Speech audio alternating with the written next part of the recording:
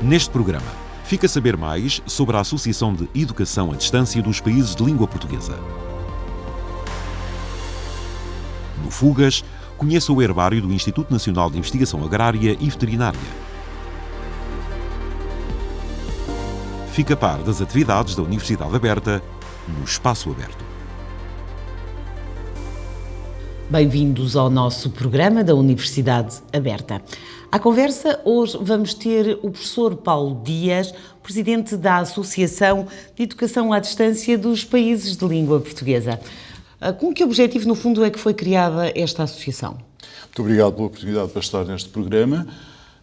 É um prazer enorme, particularmente porque eu posso partilhar estas visões estratégicas. A Associação de Educação à Distância dos Países de Língua Portuguesa foi criada com o grande objetivo de promover a educação à distância na comunidade lusófona. Por essa razão tem o apoio da CPLP, que constituía um grande objetivo estratégico também da CPLP, promover a articulação entre as instituições de ensino nos mais variados níveis. Portanto, não estamos a falar exclusivamente da universidade, falamos inclusive da educação não universitária, particularmente ao nível de profissionalização, que é muito importante. E esta proposta veio, digamos, permitir à própria CPLP desenvolver este eixo de ação que era muito importante. Reunimos um conjunto de países fundadores, através de uma universidade de cada um dos países membros da CPLP, e a partir daí fomos trabalhando até conseguir construir o primeiro encontro ano passado e hoje estamos a preparar o segundo encontro que terá lugar nos dias 9, 10 e 11 de novembro. Sr. Deixe-me interromper para lhe perguntar, era uma carência que existia destas universidades de ensino à distância? Estes encontros faltavam? Faltam, com certeza, porque é necessário articular entre as instituições que estão a fazer ensino à distância, é necessário articular vários pontos fundamentais. Primeiro, a questão da formação para a docência online, que é crucial. Portanto, nós temos que preparar professores que tenham uma capacidade de trabalho online, não é o presencial, tem que ter uma outra atitude e uma outra disponibilidade. A questão da inovação pedagógica, porque o modelo pedagógico na distância é completamente distinto do modelo pedagógico do presencial, apesar das pessoas não notarem muito isso, ou não se terem apercebido ainda disso. A pandemia ajudou a que houvesse só uma transferência para o virtual e a maior parte dos colegas, enfim, levaram sala de aula para o virtual com todos os seus modelos do presencial, o que não bate certo, não é? Constitui um erro, mas paciência, foi o que foi possível fazer. E depois há um terceiro aspecto que é muito importante nesta questão do ensino à distância, a razão pela qual nós constituímos esta associação, que é a qualidade e a regulação do ensino à distância.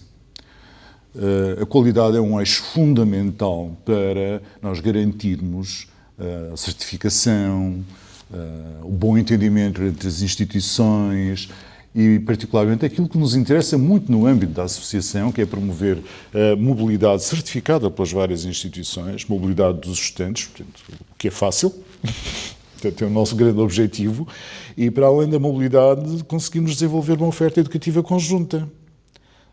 Neste momento já temos em curso uma iniciativa chamada Aula Aberta, que está no domínio da literatura de cada um dos países que constituem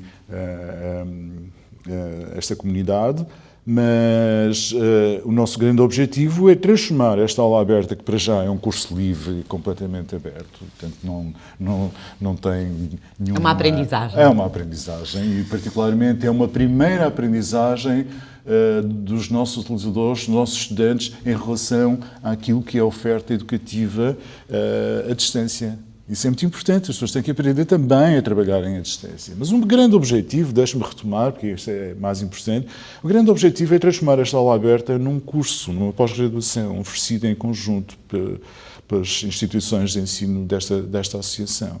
E isso será, digamos, a grande vitória para uma língua que é partilhada por 260 milhões e que no final deste século provavelmente atingirá os 400, não é? 400 milhões. Isso é uma língua que tem que ser alimentada em termos de conhecimento e, sobretudo, tem que ser valorizada como uma língua com um potencial económico, mas, sobretudo, um potencial criativo e de inovação numa economia do conhecimento cada vez mais global.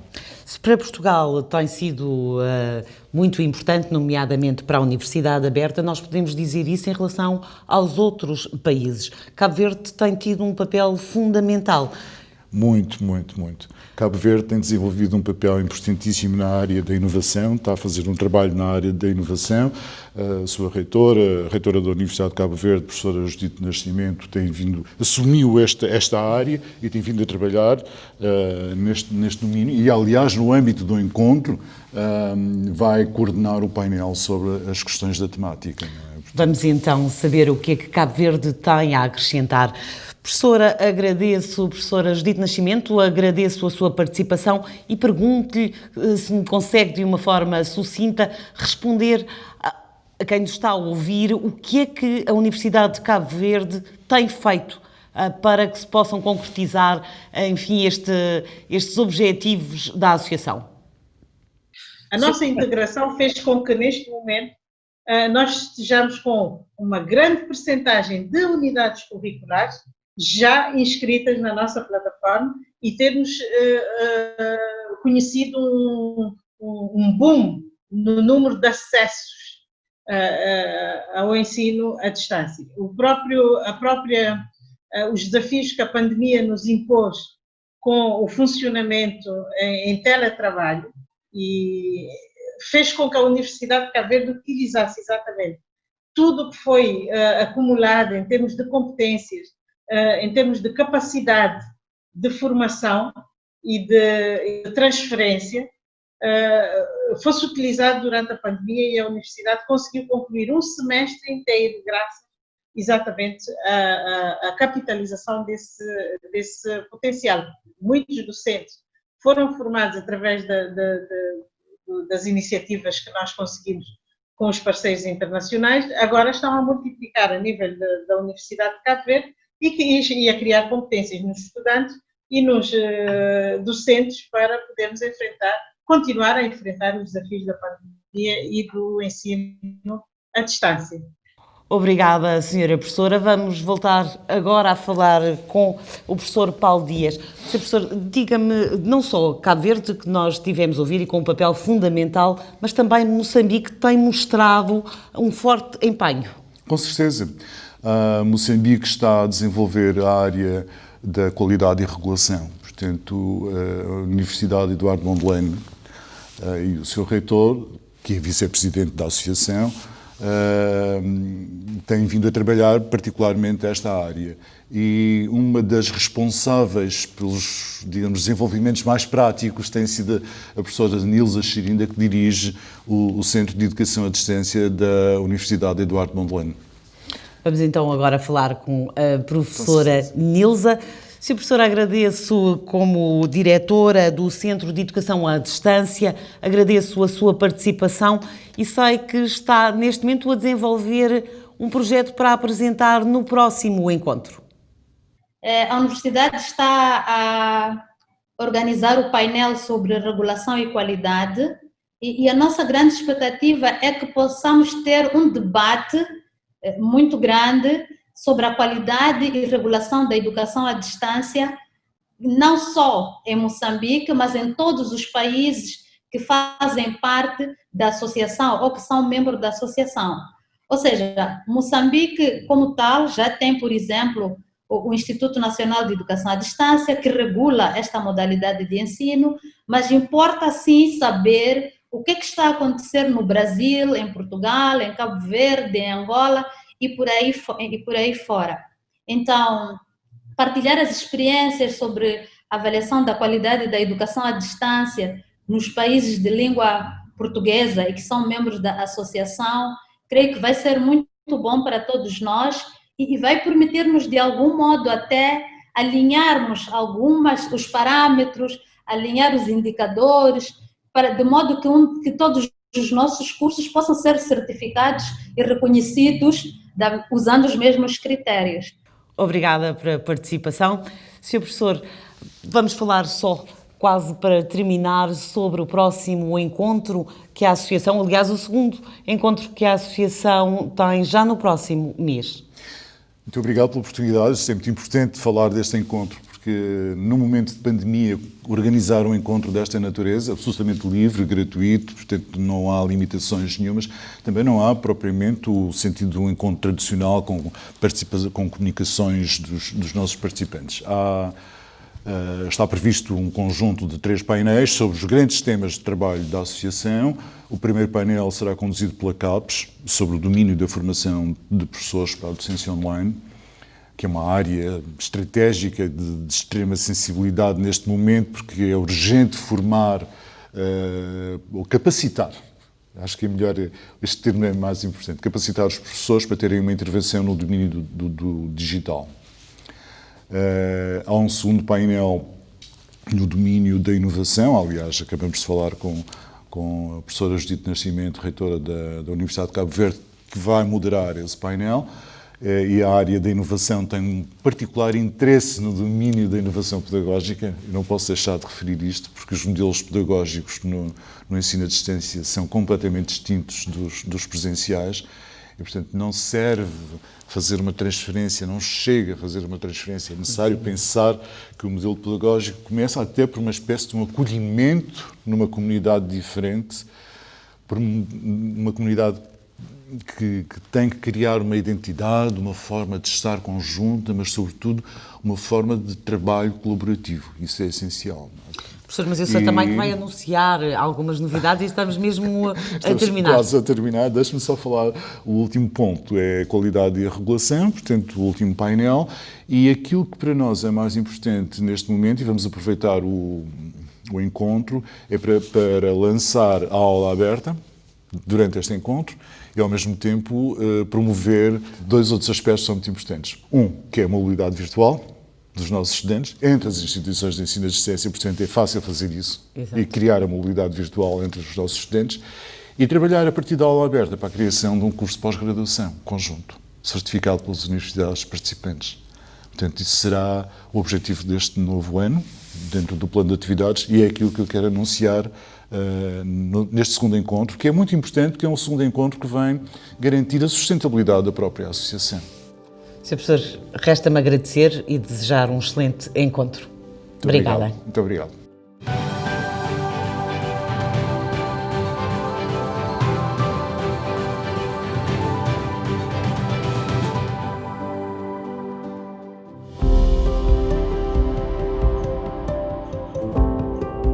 Um herbário é uma coleção científica organizada de história natural que consiste num conjunto de plantas secas e preparadas que estão identificadas e constituem o testemunho material da flora, ou seja, do conjunto das plantas de uma ou várias regiões. Nós, neste momento, estamos no herbário do Instituto Nacional de Investigação Agrária e Veterinária, que é um herbário que tem a sua origem praticamente também com a origem desta mesma instituição. Foi construído até 1992, que foi a data em que morreu o seu criador, o seu fundador, que foi um dos maiores botânicos do século XX em Portugal, que foi o António Rodrigo Pinto da Silva, que desenvolvia atividade na instituição que deu origem, uma das instituições que deu origem ao INIAV, que era a Estação Agronómica Nacional.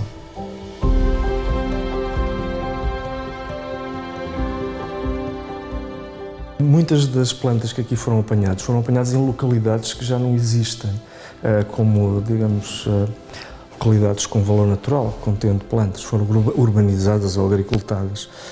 Então, mesmo desse ponto de vista, é um testemunho muito importante para que tenhamos a percepção do património em termos de plantas que foi sendo perdido mora da atividade humana sobre o território.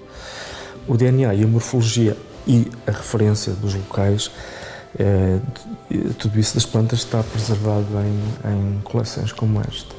De outro ponto de vista, que não o estritamente científico, da educação ambiental, nós fazemos um esforço de divulgação e de contacto com o público e coordenação com programas nacionais de educação e de divulgação científica, e costumamos ter cá grupos de escolas, grupos de universidade, como a vossa mesma,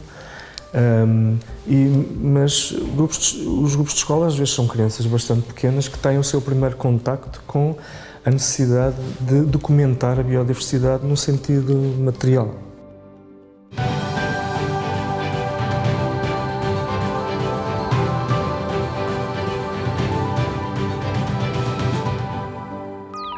Excepcionalmente, e pela primeira vez desde a criação do Doutoramento em Média Arte Digital, a 8ª edição do Retiro Doutoral reuniu estudantes e professores num ambiente totalmente virtual, com recurso às redes e tecnologias digitais.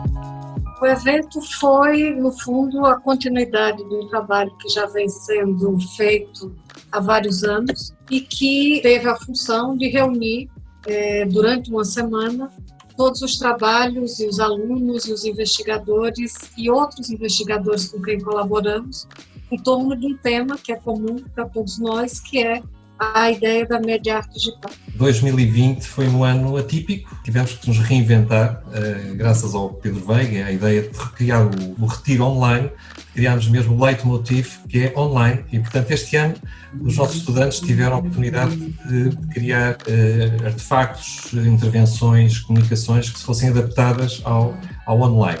Começou por ser um desafio grande, porque muito cedo nós tivemos de tomar uma decisão em relação ao modelo. Havia muitas incertezas em março e nós temos estudantes que, enfim, têm que reservar viagens, hotéis, e portanto seria muito complicado obrigá-los a fazer todo esse processo e depois retroceder. Desta vez a opção foi mesmo pelo online. O artefacto consiste na recriação de um ambiente de uma sala de estar, em que o visitante liga a sua televisão e assistirá a um vídeo em que este compara os campos de concentração nazis com atrocidades mais recentes. Isto tudo com uma banda sonora de Olivier Messiaen, que foi exatamente composta num campo de concentração nazi. E é esta banda sonora, é este som que vai permitir ao visitante a interação com o artefacto. O meu artefato consiste num conto interativo, baseado na fábula de Bordadeira, de Fernando Pessoa. Tem como finalidade contribuir para a criação de ferramentas que estimulem a aquisição de conhecimentos e divulguem os contos. Foi programado através de JavaScript, incluindo diversas linguagens, do desenho digital à animação. Permite uma interatividade com o público, neste caso um público de crianças do primeiro ciclo do ensino básico.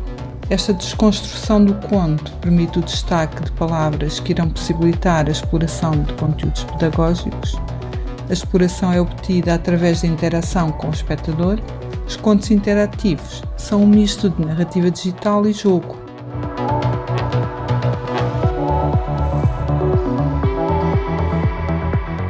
Imagination nasce dentro de uma situação muito atípica de pandemia, onde eu encontro uma oportunidade de poder fazer uma instalação, minha primeira instalação, e brincar um pouco com essa linguagem, onde eu trabalho um discurso estético muito autobiográfico, né? Imagination é uma experiência imersiva de Site Specific, que dialoga com o Vulva Art, onde eu faço isso dentro da minha casa, transformo a arquitetura da minha casa em um corpo de mulher e conto um pouco das histórias.